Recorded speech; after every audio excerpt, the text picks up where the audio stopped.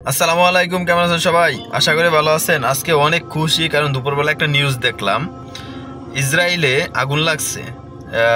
Jerusalem থেকে প্রায় 25 kilometre দূরে আগুন লাগছে। তো নিউজটা দেখে অনেক বেশি ভালো লাগলো, কারণ এই জালেমরা প্রচুর জুলুম করছে মুসলিমদের উপর। ফিলিস্তিনি শিশুরা কিভাবে কান্না করছে, কান্নাগুলো দেখলেই তো মনে করেন হৃদয়টা একদম ভাঙা চুরমার হয়ে যায়।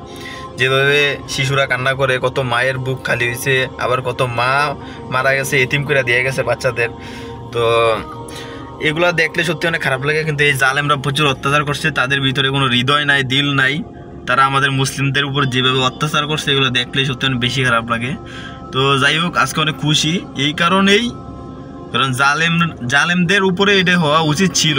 এটা আমরা করি না, এটা তো আল্লাহ করছে, ঠিক আছে?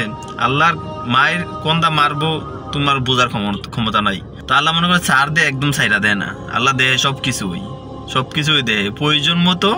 আল্লাহ সৎ ব্যবহার করবো, ঠিক আছে? তো মনে রাখবে একটা কথা, এই দুনিয়ার সৃষ্টিকর্তা মহান আল্লাহ।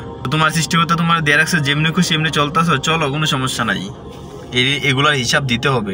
তো যাই হোক, ভালো লাগলো এই ইসরায়েলি জালেমদের এই পরিণতি দেখে।